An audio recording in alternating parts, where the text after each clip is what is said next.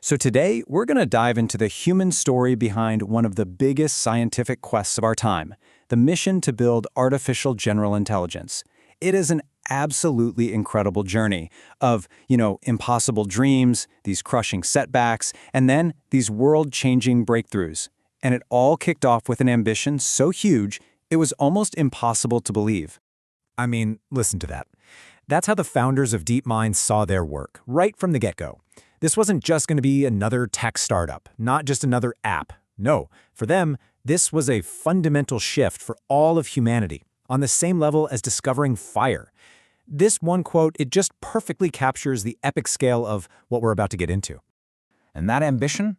Well, it started as something that pretty much everyone else considered an impossible dream. So let's start there, with this tiny group of people who decided they were going to solve intelligence itself, and the huge wall of skepticism they ran into immediately. The whole story really starts with one person, co-founder Demis Hassabis. This guy was a chess prodigy, okay? Second best in the world for his age. And after losing this grueling 10-hour match, he started thinking, is this really the best way to use a human brain? In that one moment, it just sparked this lifelong obsession to first understand and then actually recreate intelligence. So why'd they start a company? I mean, back in the early 2000s, you just couldn't do this kind of work in academia. Telling people you were working on AI could actually hurt your reputation as a serious scientist. It was kind of an embarrassing word. A startup was literally the only way to build what they imagined as a Manhattan Project for AI. A super focused, intense effort to bring together all the other dreamers who actually believed in the mission. Can you just imagine walking into a venture capitalist's office with that pitch? You've got no product, no business plan, just a promise that you're going to solve one of the deepest mysteries of the universe. It was so audacious, and for most investors, it was just completely unbelievable.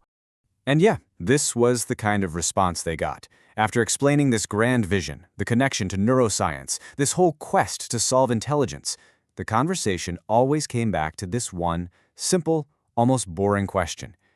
It just shows you the huge gap between their scientific dream and the money-focused world they had to convince. But believe it or not, they eventually found investors who bought into the dream. So how did they start? How do you even begin to solve intelligence? Well, you start by playing games.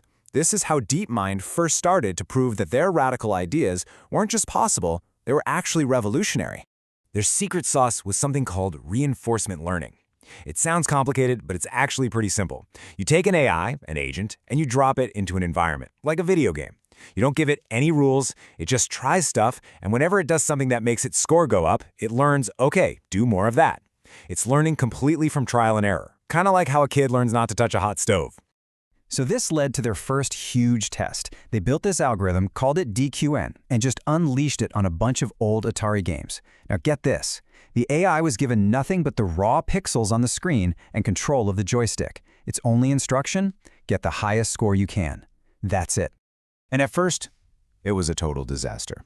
The agent couldn't even figure out how to hit the ball in Pong, which is about as simple as a game gets.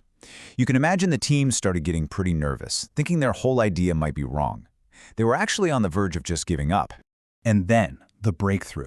The agent didn't just master dozens of Atari games, it did something in the game Breakout that was, well, extraordinary.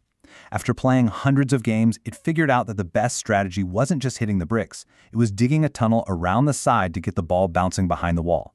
Nobody told it to do that. It discovered this strategy on its own. This was the first real proof of general learning. That success was huge, and it led them to their next great mountain to climb, a showdown that would launch AI into the global spotlight and completely change how the world saw what machines were capable of. The next challenge was Go. This isn't just any board game. It's the most complex one humans have ever made. For AI researchers, it was the holy grail, because the number of possible moves is just astronomical. I mean, more possibilities than atoms in the universe. The brute force computers that beat chess champion Garry Kasparov, totally useless here. To win at Go, you need something more. You need intuition, even creativity. So in this historic match against the world champion Lee Sedol, DeepMind's program AlphaGo made a move that just baffled everyone. The odds that a human expert would have ever played that same move? 1 in 10,000. It was, for all intents and purposes, 0.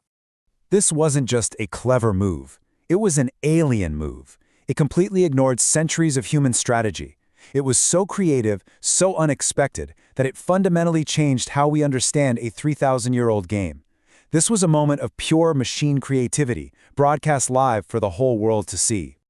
The impact was just immediate and global. Here in the West, it was seen as this amazing technological marvel. But for countries like China, it was a huge wake-up call, their Sputnik moment. That single victory kicked off a massive new wave of investment and competition in AI research all around the world. But here's the thing you have to remember. Games were never the end goal. They were always just the training ground. So with the world finally paying attention, DeepMind pivoted from pixels to proteins and started to tackle a challenge that could affect every single one of our lives, one of the biggest mysteries in biology. And that is the protein folding problem. It's been a grand challenge for scientists for 50 years. See, proteins are these tiny little machines that run our bodies, and the 3D shape is what determines what they do. If you can figure out the shape, you can understand how a disease works. But predicting that shape could take scientists years in a lab. Solving this could revolutionize medicine and help us fight everything from Alzheimer's to COVID-19. Their journey to solve this was really dramatic. Their first try in 2018 was impressive, sure, but it was only a partial success. The results just weren't useful enough for biologists. It was a humbling moment, and it forced them to go all the way back to the drawing board and redesign everything. But 2 years later, in 2020, they came back, and they hadn't just improved. They had solved it. A 50-year-old problem was finally solved with incredible accuracy. But solving the problem wasn't the end of it. DeepMind then took their new system, AlphaFold, and used it to predict the structure of nearly every single known protein on Earth. We're talking over 200 million of them, a task that would have taken us billions of years using the old methods. And what they did next is maybe just as important as the breakthrough itself. They took that entire database, all 200 million protein structures, and made it available online, for free, to every scientist in the world. It was this massive gift to the scientific community, and it is accelerating research in just countless fields. Which, of course, brings us to today. When you look at this entire journey, from playing Atari games to solving the very code of life, you start to see this clear trajectory. And it's one that points toward the arrival of AGI and raises some really profound questions for all of us.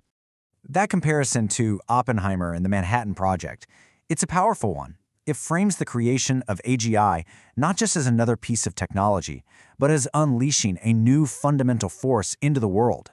And that force brings with it immense power and an even greater responsibility. And that leaves us with this final, really profound thought. AGI won't just be another invention. It could literally be a dividing line in human history, separating everything that came before from everything that comes after. And that, right there, is the real thinking game for all of us. What is that future going to look like?